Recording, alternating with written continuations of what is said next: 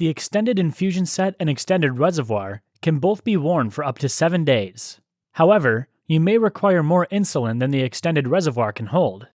In this case, you will need to change only the reservoir while keeping the same set. Before you begin, wash your hands and gather the items you will need to change only the reservoir. To begin, press Select.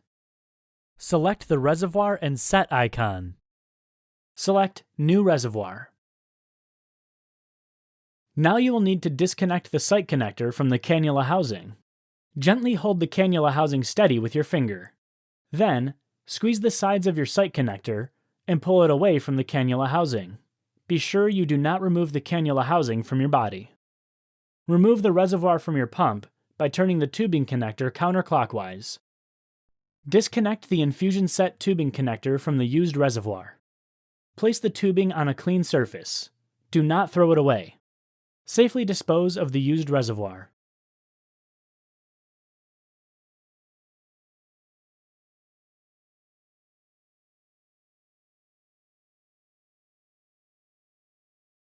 With the infusion set tubing removed from your body and the reservoir removed from the pump, select Rewind. The rewinding screen will appear while the piston rewinds. Rewind Complete appears when the piston has rewound. Select Next. You can now set the pump down and prepare to fill the reservoir. To reduce the risk of air bubbles, make sure the insulin vial is at room temperature. Wipe the top of the insulin vial with alcohol and wait until it dries. Pull the plunger so the top O-ring is positioned at the amount of insulin you plan to put into the reservoir. Be careful not to pull the plunger completely out. Hold the reservoir by the blue transfer guard and connect it to the insulin vial by pressing down. Do not push down on the plunger during this step. Keep the insulin vial upright. Place your thumb on the plunger and firmly push the air from the reservoir into the insulin vial. Holding the plunger with your thumb, flip the insulin vial over so it is on top. Make sure you are holding the vial with your other hand. Slowly release your thumb pressure from the plunger rod, and the reservoir will start filling with insulin. When the reservoir stops filling, pull down on the plunger until the top black O-ring lines up with the desired amount. Tap the reservoir hard enough to make the air bubbles rise to the top.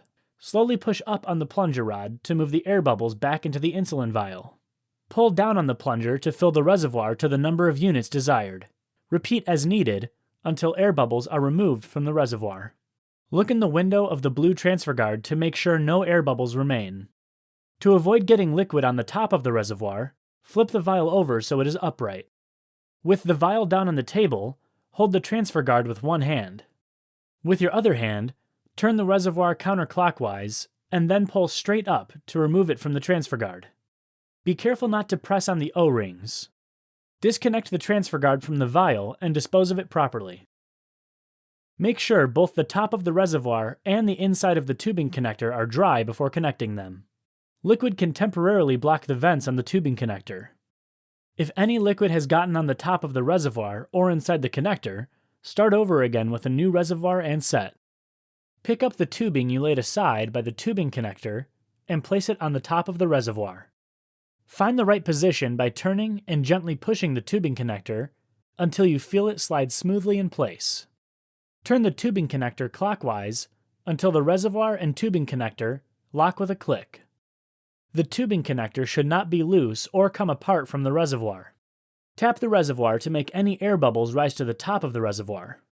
Purge the air bubbles that have risen to the top by slowly pushing up on the plunger until all of the air bubbles have been pushed out of the reservoir and you see a small amount of insulin in the tubing. If you're not able to push insulin into the tubing, disconnect the tubing connector and then reconnect it. Unscrew the plunger rod counterclockwise until it completely separates from the reservoir. Put the reservoir in the pump and turn the tubing connector clockwise until you feel the reservoir lock into place. The tubing connector should line up with the groove in the battery cap of your pump. On your pump, select Next to go to the Load Reservoir screen. With Load highlighted, press and keep holding Select until the screen shows Complete. When you see Complete, Do Not Connect to Body, and a yellow check mark on the screen, select Next. Hold the set so that the needle is pointing down. With Fill highlighted on the screen, press and hold Select.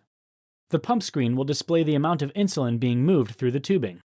Continue to hold Select until you see insulin drops coming out at the end of the needle. After you see the drops, release the Select button. Hold up the tubing to the light to check for air in the tubing. If you see air, once again press and hold Select until the air exits the end of the tubing. Now press Right and select Next.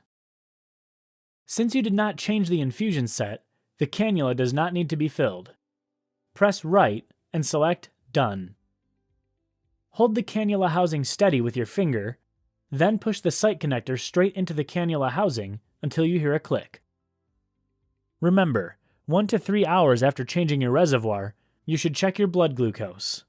Checking your blood glucose is the only way to confirm your infusion set is properly inserted and that you're receiving insulin.